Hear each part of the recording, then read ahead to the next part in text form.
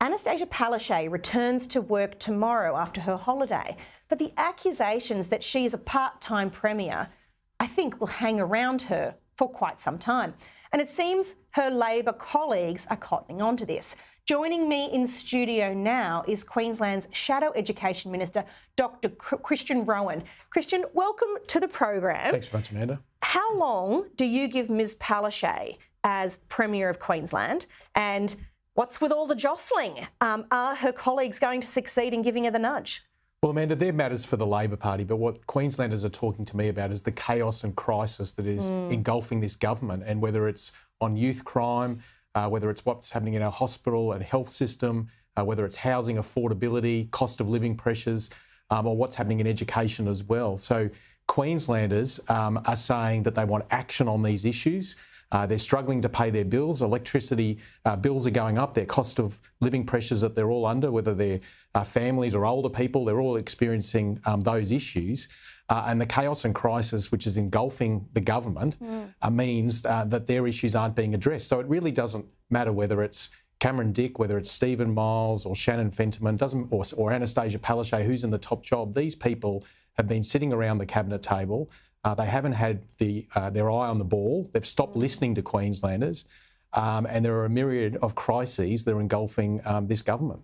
And you make a good point. I mean, all the people who are jostling for leadership opportunities here, they all have their fingerprints on every single fail that you've listed. And sad to say, there's so many more. Nothing changes, does it, if there's a change of leadership? It's the same old people with the same old ideas and the same old incompetence. Well, it doesn't matter whether it's Anastasia Palaszczuk, Stephen Miles, Shannon Fentiman or Cameron Dick. They've all been sitting around the table. They haven't had a vision or a plan for Queensland. These crises have evolved over a period of time. They've watered down the youth justice laws, and we're seeing crime right across Queensland. In relation to our hospital and health system, there hasn't been an investment in the infrastructure that's needed, let alone proper workforce planning. Housing affordability, cost of living pressures are all skyrocketing. And in education, there's a myriad of problems as well. The turmoil at the top has been the target of a new Liberal National Party ad. Let's take a look. Whoever wins Labor's leadership game, Queensland loses. We'll still be stuck with the same old chaos and crisis. There's only one way to get the change Queensland needs. Show Labor the door in 24.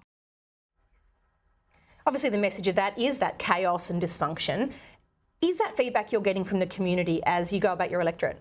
Absolutely. So people are talking about showing Labor the door in 24, and that's where this has really come from, that people are tired of a lack of action on many issues that they're facing on a daily basis. They want to be able to buy a home or rent. They want to be able to pay all of their cost of living, responsibilities. They want to be able to access the hospital system when they need the hospital system, and they want to know that police officers are available. We've had a reduction in the number of officers, 202 this year when compared to last year. There are 41,500 Queenslanders languishing on the social housing wait list, and ambulance ramping is at 45%, the highest in the nation here in Queensland. It's breaking all the wrong kinds of records, and that police number is really quite shocking, given we're in the middle of a youth crime crisis. People are crying out for a safer community, and there was a promise from this government at the last election to increase the number of police on the street by more than 1,000. Absolutely absurd. You're the Shadow Education Minister, and Queensland's NAPLAN results really are bottom of the national class. What needs to change here to give Queensland students the education they deserve? Well, in Queensland over the last 2 years, they haven't met a single target when it comes to reading, writing and mathematics across years 3, 5, 7 and 9, and it's even worse in Indigenous communities.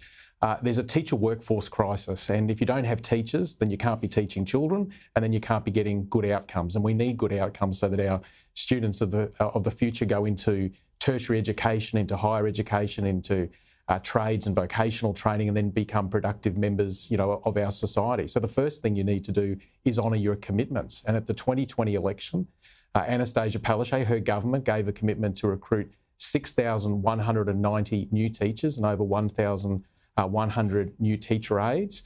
And the most recent Queensland public sector workforce profile showed that they'd only recruited 587 full-time equivalent. So it's a broken election commitment. There's a teacher workforce crisis here in Queensland, and as a consequence, educational outcomes are suffering.